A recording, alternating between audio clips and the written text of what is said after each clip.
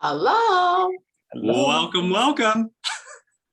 How are we this fine day? Good. How are you? I have to say, what Justin has done with his picture is the new version of the voicemail that you think is the actual person picking up their line saying hello. I always think that it's actually Justin just looking off into space. So thank you for that. I do that a fair bit. I love it. Okay, well, we're only recording to Zoom, right? Yeah, we'll load this up to YouTube later. Perfect. Oh, Well, we're not going to go live on YouTube? We tried, but there seems to be just small little obstacles that we will just move around later in the day by having Mitch upload it directly as himself. Okay. When we're pretending to be him, and I'm sure that if an IT specialist or a security specialist was online with us, they would probably say, "What the heck are you doing, Mitch? Allowing someone else your password." So, but that said, it didn't work, but we are recording to Zoom. We'll crop it a little bit, so that will be a-okay, and we won't have this conversation on YouTube. Sound good with everybody? It sounds brilliant. And just to let everyone know that everyone's getting a bonus, a cash bonus, courtesy of Mitch's bank account, since I have his passwords. Yeah. We're all getting paid. Woo, woo! I've been waiting for that for 2 years. There we go. All right. Listen, 12:07, let's get right into it. I get to go through a little bit of a script if that's okay with everyone. So welcome to the MCC virtual box lunch for August 20th already. So for all of us that are in this room, there is no live studio or YouTube audience right now. We only have the live studio audience. We're almost 3/4 of the way through the year already. Like, what the hell happened? I will be the stand-in host, Matt Houston, with, as Mitch would say, the brother from another mother who's just over here. I'm not quite sure where Paul is, but Paul Fulkowski. And this is going to be the review of the week that was.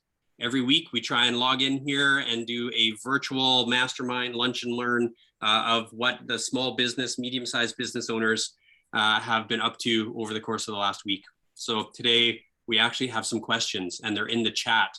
So I can copy and paste them so that we're not doing the typical sandbagging of our studio audience.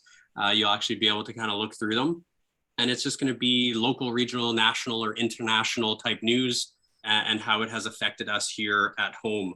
As I look through this room here, obviously we're Alberta based right now, but we may have some people plug in from their, I don't know, campsites or whatever it may be in BC. So we get to see the wildfires. All right. So the panel today is going to be obviously the experts in the rooms. We look at HR, we look at career development, we look at debt restructuring and software as a service. Paul has such a diverse knowledge base that like we were chatting about some real estate late last night. And I am the broker of certainty, which I have a couple of different arms of what I do, but ultimately we're all here to kind of share our knowledge and make sure that we can all get through the next week coming up, right? So let's get right into it. I will copy and paste the questions in the chat box, everybody, all right? And then we will have just a little bit of a roundtable. So Paul, why don't you give a 30-second little background for yourself? Yeah, Paul Fulkowski. I'm a business coach as well, along with Mitch and Matt.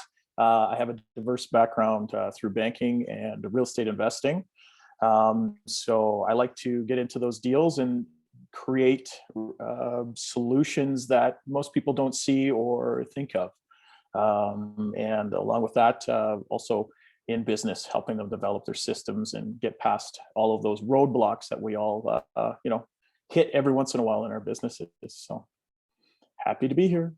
Awesome. Thanks, Paul. Lorette, who are you today? Still Lorette from Phoenix Career Development. I feel like I'm on the spot. Help people clarify their careers. So if you hate your job, have a discussion with me. There we go. Perfect. Ashley? Yeah, I'm Ashley McCarney from Involving Consulting. We are a local HR consulting firm here in Edmonton, helping businesses all across Canada with anything to do with their people. So if you need some help with people, let us know. Thanking you. And Justin?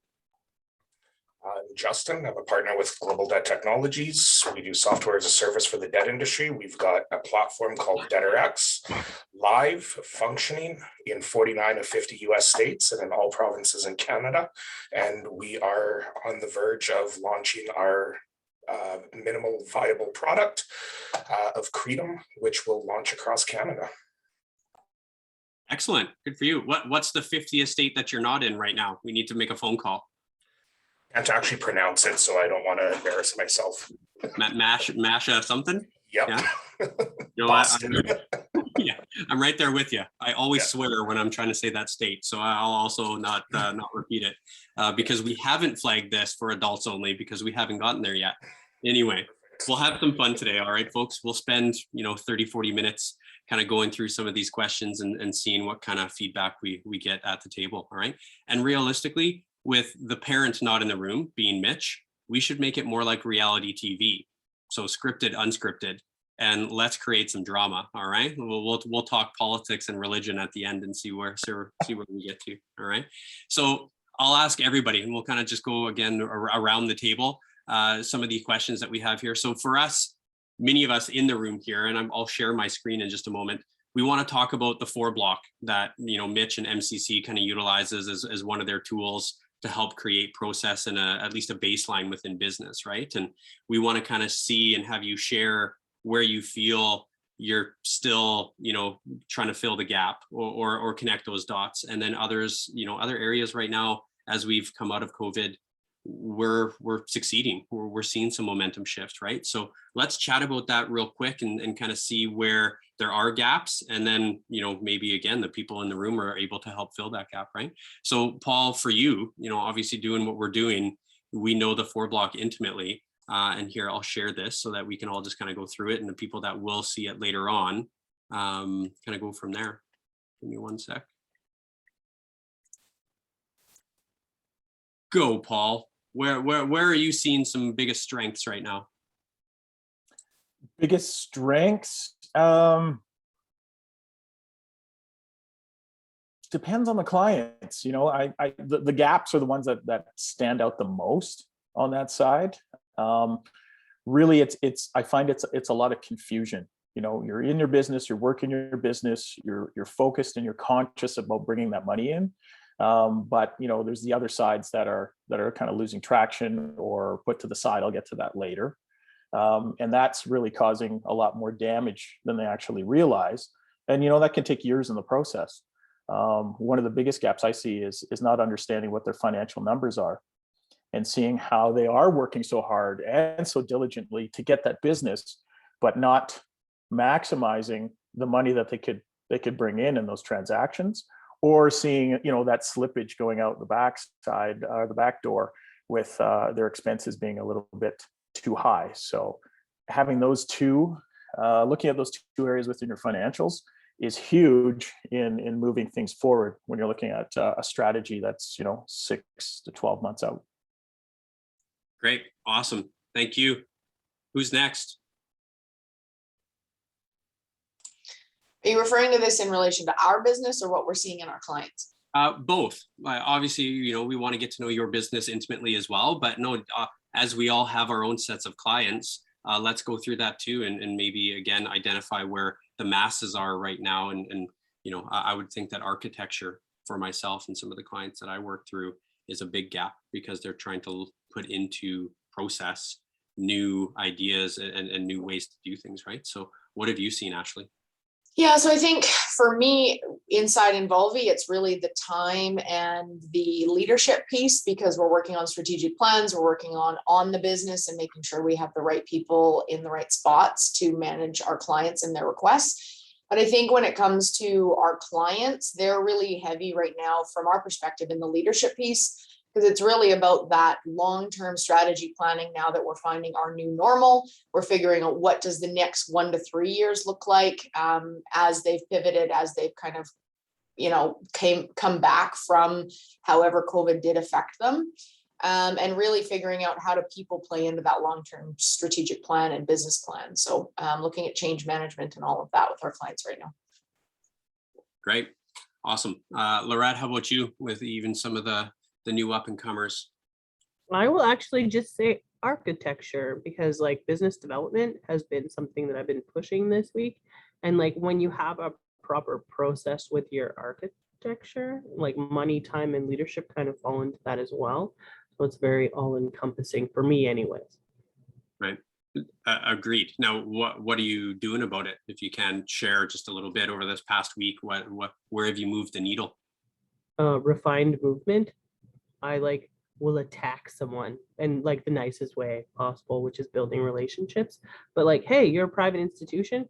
Hey, I've talked to you 2 years ago. Oh, it's time to have another conversation. And then we're gonna have another conversation, and then we're gonna have another conversation. So I'm pretty excited. Love it. And I will say, refined movement as a statement. You've won me over. I've been using that a couple of different times this week. Oh, darn. I am trying to refine my own movement so that I'm not so punchy as I also attack people, right? So thank you for that. Justin, how about you? I think we're kind of scattered all over the place right now. Over the past week, we've, well, yesterday was exhilarating. Obviously, that was focused on more of the money aspect of it. Working in the business has been great. Obviously, we want to be able to start working on the business. So with some of the events that have taken place over the last, I'd say, 6 days, over the next 30, we'll hopefully be able to start shifting some of that and engaging Ashley for some hiring and being able to start working on the business rather than being the business. So I think right now we're still a little scattered, not scattered, but just splattered over all 4 of these quarters. Agreed. And I'll chime in for this. I'm going to unshare the screen just so that we're all looking at one another again. Many business owners are back in the business, right? You know, whether or not it's the lack of staffing, depending on what industry you're in, or just the fact that they have been able to restart and create momentum faster than anticipated. They're in the business, right? So, you know, Ashley, you spoke about the strategic planning and the short-term, long-term, right? And that to me is something that has resonated for so many of these clients because, you know, through this pandemic, the last 18 months, it's been short-term, very short-term, like what's going to happen, right? And, you know, open for summer is something that we've chatted about in this room before. And I was like, well, why aren't we just open, right? And as summer starts to end, we're noticing certain things in the media and through, you know, the healthcare services. And it's just like, well, what is going to happen, right? So we have this plan, but is that plan going to be able to be, is it actionable as of September, you know, after the long weekend? What are your thoughts on that, everybody?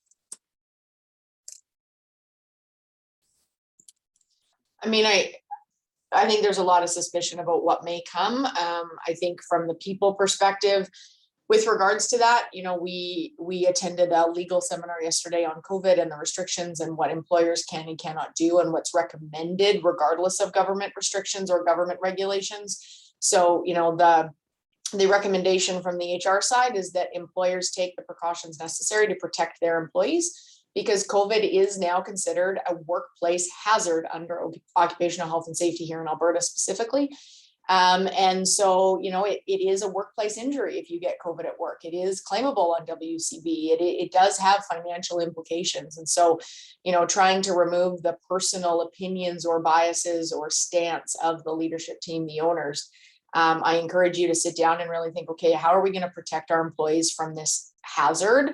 And how are we going to make the work environment safe for employees and visitors? So that I think is where I can comment as we reopen / move forward, because there's a lot of risk there that some people just aren't aware of because we're so happy to have a little bit of freedom. So I would present that caution.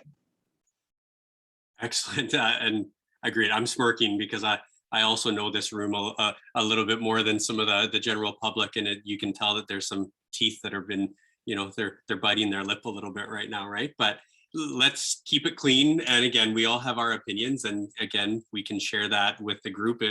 But today is today, right? And again, you know, whether or not you're getting 2 shots or not, and you have a stance is that we need to get back to business. So the second question is a kind of a follow-up, and it's how has the process changed? And let's talk about your businesses right now. Again, obviously we can chat about our clients too, but what have you seen and what have you more importantly heard from, if you have staff, what they're looking for, right? Like being a workplace hazard, like, okay, so now there's a policy that needs to be in place, and what does that look like? So what kind of process have you put into place internally, or what have you seen externally with some of your clients? Anybody? Well, at this point, it's just us, and I'm in 1,365 square feet by myself. So I haven't changed anything at this point in time. I still don't lick door handles or shopping carts, and I still hand sanitize. So nothing has changed on that side. However, over the next 30, 45, 60 days, I'm sure Ashley will be able to help ensure that we are COVID friendly in our office. So. Right. And I do want to specify, just because there was a note that popped up, not just COVID specific. This could be about, again, we're in this now brave new world. Yes, it was due to the pandemic, but there's so many new moving parts, right? So, part of that process could be software as a service or automation. Well, yes, it was due to the pandemic, but what does a business landscape look like for you based off of your new process? Can we just keep it simple strategy? So features, advantage, benefits. I always go back to features, advantage, benefits. And then have, need, want. What do you need? What do I have? You know what I mean? Exchange of goods and services. And at the end of the day, underline, underline, underline, unique value proposition. What am I bringing to the table? What are you bringing to the table? Now, Lorette, let me ask, have you noticed that asking those same questions, and super important questions, have the answers been different though? So again, you have your unique value proposition. Are people looking for something new though? Are they looking for some sort of advantage that hasn't been in play prior to the pandemic? Matt, most people don't know their top 4 values in life, and that was before the pandemic. So I'm going to be like, what's the process and has the process changed? No, it has not. Just in Lorette's interpretation of the world. Fair. Love it. Excellent. Anybody else? Definite technology change. With COVID, working from home, and I guess, now that being more of a factor in the workplace, employers have to be open to that if they're, looking for that protection on that side. So thankfully, we've adjusted on that. But that's what I'm seeing is a lot more people are focused on how can I make things easier? How can I make this process more efficient for myself and my employees? So I'm seeing a lot more technology come in. How do I use CRMs? How do I use Teams?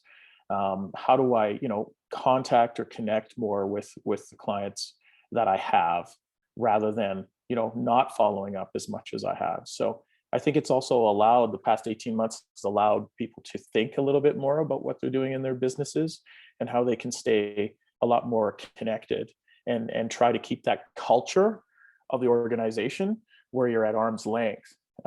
So a lot more creativity on that side. Yeah, right.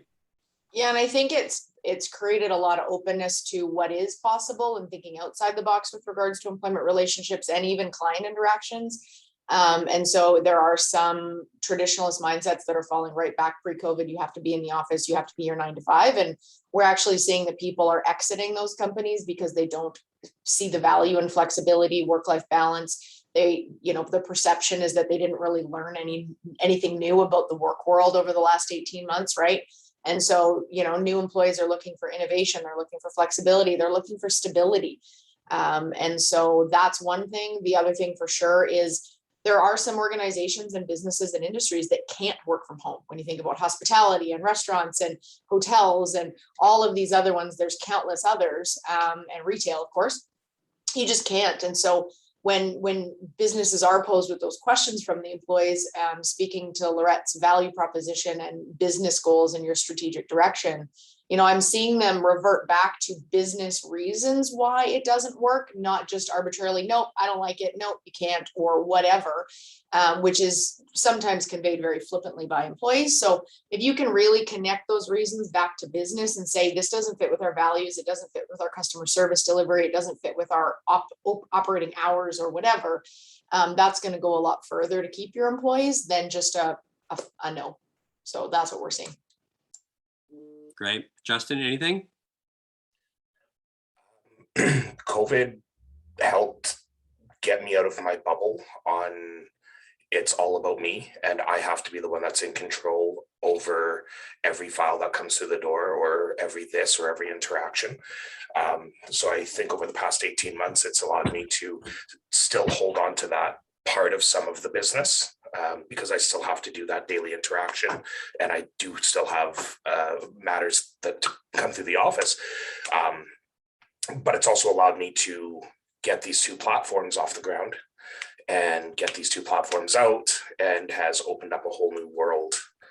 I feel like jumping into the Aladdin song of a whole new world. It's really just opened me up in that manner, to be able to do that. So while there were a lot of hurdles and a lot of stressful nights, and still are, I think that, for us anyways, it's kind of propelled us into taking some bigger steps that maybe we would have either not taken, or we would have tiptoed into, rather than just cannonballing into the pool. So I'm looking forward to when we do have staff coming through. I am looking forward to having that work-life balance and being able to be flexible, because in our line of work, what we do, you don't have to be here. And if you don't want to come to the office and you want to save yourself 2 hours a day, by all means. it's valuable, right? So, but at the same time, we do have the location open for people that do want to physically come in. So fantastic. And it's, again, that hybrid model I hear more and more about, obviously. And now it's just going to be about what those new value propositions are, right? We've spoken in the past about, some individuals' version of success was glass tower, corner office. And like, if you look at the glass, I was just downtown in one of those glass towers, and it was 10% full, right? So like, now where do you find those values within your team and your culture, right? So, and we chatted about this, so I love that we're already kind of segueing into the third question, which is, many of us have dealt with family-run business or succession planning, right? Like in Alberta specifically, there's a lot of family business, right?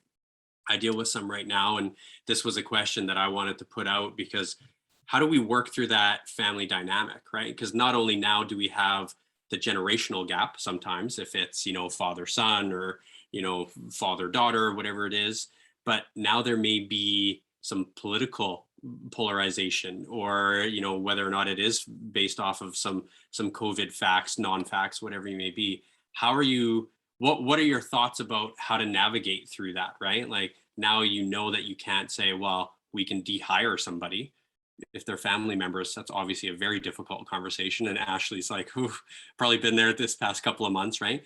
Where do you see that type of business navigating to, or how are they going to navigate through this? Because again, like, family's family to me, right? And have I worked with them in the past? Yes. Will I work with them in the future? Maybe, right? But it's no different than being at home and working. Well, we've all probably wished that at one point in time. And now that we've done it, right, there's probably less of that wish out there. They want to get back out into that glass tower if they're available to. So the question is, family-run businesses and the family dynamic.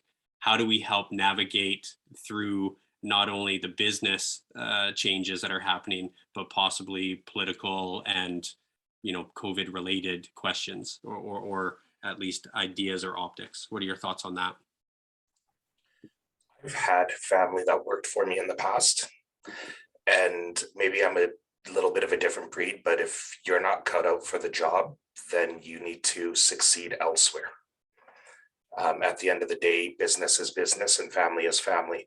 And if you can't have that fine line between the two, and it does bleed over, it can be detrimental to the business, which then in turn is detrimental to the family. And if you're that easily hurt because you're not pulling your weight or you're not the fit for the business, and that's going to affect the family, then fortunately, I think you've got some other things that you got to look at. But at the end of the day, business is business, and you have a company to run. You've got money to earn. That money pays the bills. That money, goes on the vacations. That money does all of the other aspects. So you got to surround yourself with the strongest people. And if you're part of the family and you're not the strongest, you're the weakest link, then goodbye. And I'll ask you specifics, and again, only share what you're comfortable with. If you have a client that has their conversations internally, externally changed through the pandemic, or has their business strategy changed as well, based off of maybe fast tracking some succession planning because, father, mother is like, you know what, I'm tapping out. I don't like the brave new world. I want out. Have you seen that within some of your restructuring? Not so much that side. I've seen the husbands trying to get the wives out of the business because of the pandemic, because the numbers aren't there and it's causing a lot of stress in their marriage. So I've seen, I think through the pandemic, I probably dealt with 5 of those, where it was, okay, well, how do I get my wife off the company? How do I get my husband off the company? Or, COVID killed our business and now our marriage is failing and we want to save the business. I think, again, it's just, if you're going to go into it, you have to set your expectations at the forefront, and everybody has to, hope for the best, but prepare for the worst. And in a lot of cases, they don't, the husband might, or the wife might take on the books because, he's on the tools. Well, all of a sudden things start going, the wife might be busy, or she might have a full-time job, and now the books start to suffer. So then he gets mad. I think it's all in the form of the communication that you have to look at. And then again, have everything on paper. Those USAs can be a lifesaver. Right. It can be, but I also think, the dynamic of how they got into business should also be examined, because sometimes it's an inheritance and half the family now doesn't want to be in the business, but they've been left it. So how do you deal with that? The other one is, we have a dream, let's go into this as a family. There's all different situations where, as you said, Justin, all the families aligned, they're working like a well-oiled machine and they're booming, and that's great. I've seen it where, in all the instances, and I think, yes, a USA is super clear. But I think the biggest problem that you run into is emotion, because either you're personally connected to the business or you're not really good at separating business and personal. And so very often those conversations can bleed one way or the other, and often miscommunication and troubles happen because of that gray area, we'll call it. So I would always say, grab a business coach, grab a mediator, grab a HR professional, grab a virtual CHRO, and have somebody that's neutral in that room, because that can save a lot of headache down the line. Is if you start with that person, then it's all really clear and transparent from day one. Whereas if you reactively engage somebody like us as a professional, it's probably going to cost you more money, and you're probably going to have to go through the whole thing over again. So yeah, so that's what I would say, because there's so many dynamics that each one is going to be different depending on that current situation. Right. Great feedback. And I'm going to actually pause there and reflect. So all the small business owners that will be seeing this in the very near future, or people that are wanting to become a startup, listen to what Ashley just said. Do it now, because don't wait, because then the emotion is part of the equation, and it becomes very difficult to navigate through any sort of barrier or challenge, because you're going to look at dad, or you're going to look at your son or your daughter, or you're going to look at whoever, brothers, sisters, uncles, doesn't matter. But like, you're going to have to see them at Christmas this year. So you can't use COVID as an excuse, because you're going to be around a table eventually, right? So yeah, no, thank you for that. Paul, what are your thoughts? I think Ashley said it. It's have somebody else that's there to remove the tension and the stress. I mean, we're talking about money, which is a stressful topic all in itself. We're talking about business and bills, which you added stress on top of it, and then you have family, and we have a tendency to attack the ones that we love the most. So avoid it altogether. Bring somebody else in. Bring a coach in. I'll coach with you at 1 o'clock. I'll coach with the other person at 2 o'clock. A little bit of that separation on that side. But, Ashley said, yeah, bring somebody in that's, fractional COO or whatever you need in your company so that they can be the business rationale without emotion. We can get through this without the emotion. We can get to the other side. But when you bring emotion into it, you're going to be on a crazy ride and nobody wins at that point.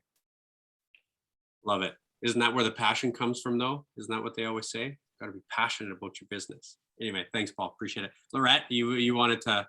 Yeah, I thought I was going to have the unpopular opinion. And then Justin said exactly what I thought. And I was like, oh, God, thank goodness. Like, yeah, business is business. Family is family. And everyone has a different family dynamic. Like my twin sister was like, hey, can I go into business with you? I'm like, no, you may not. You stay in this corner. We don't do business at all together. We don't talk about money. No, I'm not mixing the two together at all.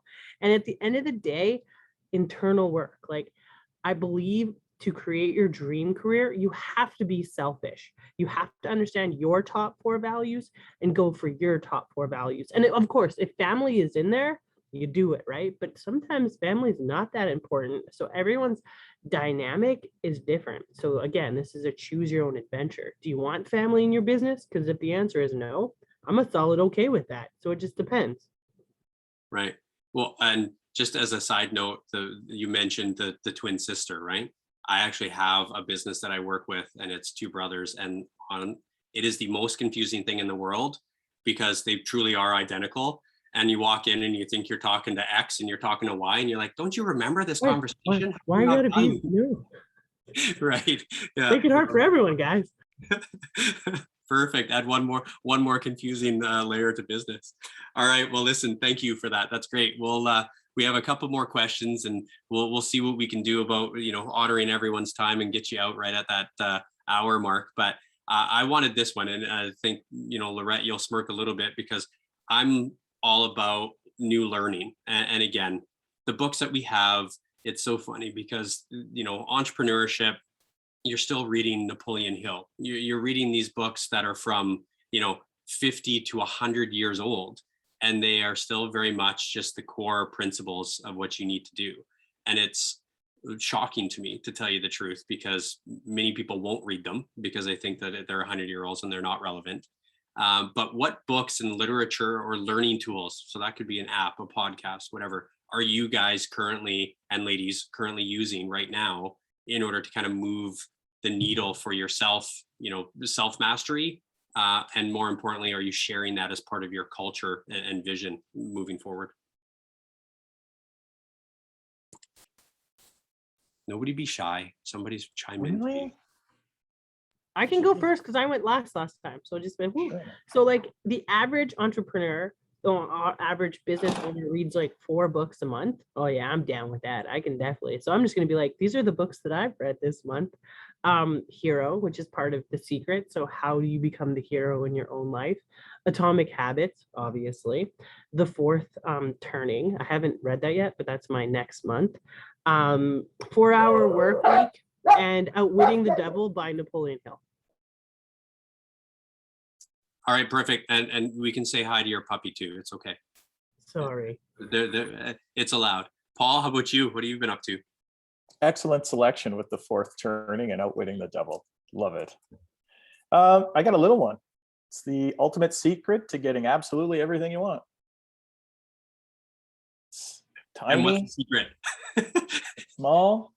But what I like about it is it goes through that, if you have a list of 153 things that you need to get done in order to be a success or order to, get your dream, if you're not willing to do the 153rd on the list, it's not going to happen for you because you're putting that roadblock in front of you. So if you're willing and determined to do whatever it takes to get it done, we find that you don't have to do all 153 things on the list. Things start moving and coming to you. And all of a sudden, maybe you only have to do 100. Maybe you only have to do 80 on that list. But the main thing is the thought. I'm willing to do whatever it takes to get it done. I'll do all 153 if I have to. And that's what I really liked. And thoughts are things. And science is close to proving that. And it's what you think, what you say, actually do impact your life. Great little book. Love it. Yeah. Awesome. Awesome. I agree with that statement. However, if it's only thought and no movement or activity, then there's typically a barrier that you've created for yourself. But yes, I agree. Justin, how about you? I have a confession, and it is I hate reading. I absolutely hate reading. I might get 2 lines in and I get bored and I put the book away. And I've tried to figure out Audible, and I can't figure out Audible. So I have now blocked off time in every single day to open up Traction and get through that book again. That's the same one I'm reading. Fantastic. Great minds think alike, Ashley. They do, yeah. So I am going through that now, and I will let you know how that turns out. Well, and thank you for the honesty. It doesn't need to be a book. And again, like so many people will say, oh, the most successful people read 50 books, 80 books, 100 books. Well, when the hell are they working? So I'm not a speed reader. I used to be, but I realized that I just wasn't reading 80% of it or capturing the essence of the book, right? So now I've slowed down. Do I enjoy reading? No, I'm definitely with Justin. It's something where I enjoy some of the aha moments, you know, and I'm rereading some of the kind of the newer versions of, I typically do one for myself, and then I do one based off of business. And again, Atomic Habits it came to the forefront a year ago, a couple of years back now. I'm rereading that. And then The Third Door is one that I've recently read, and it was awesome. You know, I've come from hospitality, so I like literally was always trying to find that third door and the VIP knock, knock, knock, right, to get into the club or the restaurant. So it kind of resonated with me, but it was very applicable in the world of today, which is if you have a barrier in front of you, you need to find a way, whether or not it's up, down, around, through, under, it doesn't matter, right? So Ashley, what's Traction? What's your takeaway so far with that one? So Traction is, it just provides a really great framework that's a practical, simple way to run your business. There's a lot of different accountability pieces within it, but it just allows a new, fresh perspective on way to strategic plan, way to move forward, and way to be calculated in the decisions that you make. It's also really, really helpful when you've got multiple cultures, you've done a merger, acquisition, divestiture, and you're coming into something new. It's also really cool if you're a new leader and you want some systematic way to engage your team and kind of move forward. But it isn't something to be taken lightly. So it is, let's call it a program that a company as a leadership team invests in for 6 months, and not financially, but just in the process. And there's also individuals out there that actually are implementers of Traction. So they become certified, they read the book, they go through the program, and they can come into your office as a consultant and actually take you through it. And so anyways, it's a really unique way of moving forward that isn't like a lot of suggestions or books out there. So nice. Well, and the reason that we asked that today is that, again, it's not about the book, it's just about the learning. And that learning can happen over coffee, right? With a mentor or with somebody that you haven't met before. Or yes, like everyone can go down the YouTube rabbit hole. It happens in my household all the time. And whether or not it's for learning or not, it's like, wait a minute, I started with this. How the hell did I get to cats doing this? Like, I don't understand how that, like, how does that track, right? So, but just know we asked it because first I want to know what books are out there and what you found as a value. But then it's also just about, it doesn't need to be about the book. The learning can happen in so many different venues and areas now. So thank you for that. We're going to move on to the last question, and I'm going to need to, I guess, create some ground rules here because it's somewhat politics. Although, yeah, Paul's getting ready. So the question is this: the general election has now officially been called. What does that mean for your business? Now, we do not want to talk about the specifics of the political parties. It's more of a 30,000-foot view of, I'm bringing this up because it was very relevant to a client of mine who believes that his success is tied to raising a different flag, whatever color that flag may be, right? Now, I'm not talking about the Canadian flag, but the political flags. And he believes that he's just going to be in a holding pattern until the federal election and all of his problems are solved. So first, do you feel that a federal election is well timed? Do you feel that a political party stance is going to help or hinder what you currently do? And again, right now, these people on this call are all from Alberta. So again, let's not dive deep into the specifics of the politics. It's more about, is the election warranted and will it help or hinder your business or your client's business? Paul, let's get you to go first and we'll see where we get to. Hinder, hurt, or help. I think I'm apolitical. I don't really care. Who is going to be the best or the worst to support us and move us forward. Are they going to promise the moon? Yes, because that's poli-sci 101. Time for the election? Absolutely. That's why the Liberals pulled the pin. Everybody's getting free money and everybody loves them. So, it's all polling. So now it's time to pull the trigger, snap election. Let's get her done before October, before, COVID ramps up again. And then, more shutdowns happen. So open everything up. Everybody's happy. Everybody's got some free money. Let's promise the moon and go from there. So all of the parties will do it. It's just, what are the party platforms? Is it going to be a benefit? Is it going to be a hindrance? And then how do we anticipate or change with what's coming in, with what's in our control, right? So, and just specifically with some of the clients that you're talking to, have they brought it up to you, or is it even on their radar right now? They just have their heads down and they're moving forward no matter what. Yeah. Heads down, moving forward. It really isn't on the radar. I just don't think it's ramped up enough. I think they know, but they're not engaging. Right. Awesome. Anybody else? Again, I think we're all somewhat biting our tongues too, because it's like, oh, it's politics, but it's not politics. Lorette, what do you? Well, I got something to say. It's the dance of the game, right? So who's pulling the strings? And it's also appearance versus reality, because is it actually the election? And I know I always say this in every lunchbox, it's not what you know, it's who you know. So like, hey, it's not a matter of this, this, and this. It's a matter of who's behind this, this, and this. So like, control is an illusion. Who's actually controlling? Even though, you know what I mean? So that's actually, I'm just going to throw another grenade in there and be like, I got the dark web up off the side here, so hopefully I'm in control. We'll see what happens. There you go.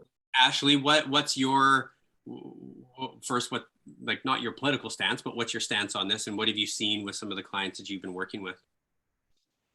Yeah, you know what, I think I'm going to give a little bit more of a vague answer, because I think in my world, what I see is a lot of personal opinions feeding down into business, and that dictating how the business policies, procedures, rules or growth happens. It also very much stems on what they believe is their growth or trajectory for their business. So I'm seeing a ton of hate. I'm seeing a ton of support. I'm seeing a ton of thoughts either way. Is it the best timing? There are people that say yes and no. So yeah, I'm not going to give any more formal opinion, but it is definitely impacting the way people view their business and the way that they look at their business for the next, call it 6 months, regardless of the end of the spectrum that they might be on. So. Right. Can I also just say, like, you're in control of your life. When you vote, you choose. And like, no matter what, you choose your internal world and how it comes into play. So like, the government has control over your life. You also have control of your life. Please just vote. I said it. I think that's okay. I would say, you know what, everyone vote. If you want to be heard, that's the only way to do it. Justin, what are your thoughts? I reserve my thoughts to myself when it comes to politics. They're all a bunch of liars. As Paul alluded to, not as direct as I did. They're all going to promise the moon and in most cases under deliver. With Lorette, just go out and vote for who you feel is going to do the best job. So. And I'll say this, like, the reason that we kind of brought that forward was, first, are people holding the line and just saying, hey, you know what, is it all my problems will be solved in October, right? Like whether or not it's the same party or different, they just think, oh, it's got to be the politics that's at fault. And again, one of the reasons that we've brought it up is that it's about the research, right? So again, some people will just align with a political flag color, whatever it may be, blue, red, orange, or other. But now it's just going to be about what are they actually talking about this time around, right? And obviously there are identities, but I've noticed the shift in that identity, right? And again, do I align with any? No, like, you know, you're going to align with the one that's going to least adversely affect you, I guess you would say, right? So with that, no more politics, none of that. It's just more about how are the small businesses reacting to it. Alberta is kind of going to be a hot topic for sure, with some of the things that have come to the forefront with equalization and other. And then from there, we'll see where we get to. But no different than vaccine passports and shots and this and that. You just got to get to work. So if you're still sitting on the couch thinking that you can collect money from the government forever, that will eventually, I believe, run out, right? So who knows? There are places out there that continue to do it. I don't know how well it's worked for them in the past. And again, I'm not a poli-sci or I am not a political analyst. So that said, we're coming up to the hour. So final thoughts. And here's what I will ask. And again, like Mitch would always do, 15 seconds. What does the next 14 days look like for you as we move into fall? Because really, summer is, I don't want to say it, but it's August 20th, folks. So, and I got to tell you, I got up today and I went for a run and I was like, nope. So it's definitely fall-like weather. So what are you doing in the next 14 days, personally, professionally, in order to move the needle as we move into fall and the term open for summer no longer is applicable? Are we X? What are you doing, Paul? Cleaning out the garage so I can park the car in it. It's like, oh, I keep putting that stuff off. And I'm reminded by Lois all the time. She's like, you know, if you need some help with that, I can help you. So it's been drummed into my head over the past few weeks. I think it's also an opportunity for me to, you know, take some time and reflect and see, you know, how the past 7 months gone, prepare for the fall and the winter, and just move forward. So I like taking some time, some days to actually reflect on that and put some things together that may be a little bit scattered, and just move forward. So right, good awesome. time when it turned cold, right? So exactly. Laurette, how about you? You are a complete and whole person. Step into your personal power, and like a little whisper goes a long way. You and your whispers. I like your whisper. Can Justin? we just say Lorette and her metaphors in general? Yeah, I agree. Ashley, how about you? What does that look like for you over the next 14 days? For us, it's really about strategic planning and figuring out what the next kind of 5 months looks like before the end of our fiscal year, or 4 months, and really figuring out our finances, figuring out the goals that we need to hit, and touching base with those clients now that things are opening up a little bit. It's giving them the option of in-person or face-to-face on Zoom or Teams, and really connecting with them again now that things are opening up and school's potentially going to be back in soon. And, you know, now that we're getting into a more normal work routine, we'll call it, it's really just making those connections again. Great. Thank you. Justin? Wow, the next 14 days, I have a lot of in-person meetings, a lot of really large opportunities that have presented themselves. I get to go to Calgary next week for a couple of those meetings. Some of them are over Zoom. So the next 14 days, I think, for us within our business is really, really key and pivotal for where we're going to go come kind of October 1. We celebrate our birthday in October of the company. So there's a lot of really big things over the next 7 days. I don't even, to be honest, Matt, I don't think I'm even past 7 days at this point. I think I'm looking towards Friday of next week. So I don't have a 14-day goggle on yet. And fair, but I love it. And again, obviously we're a little bit more involved, so we see it. So congrats to you for sure.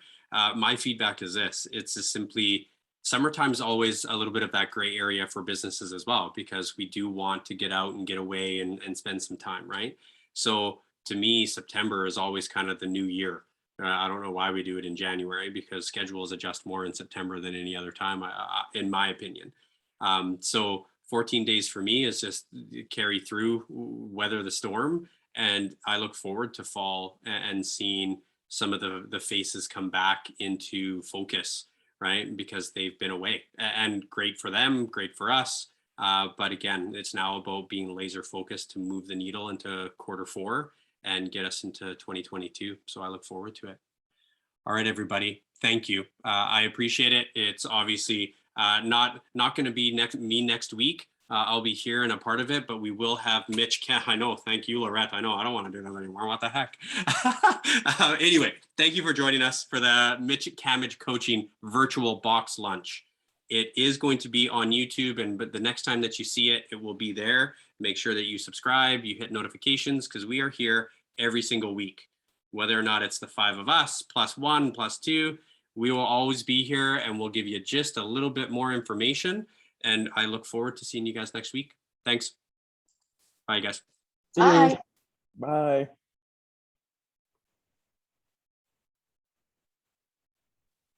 All right. So Paul, do you want me to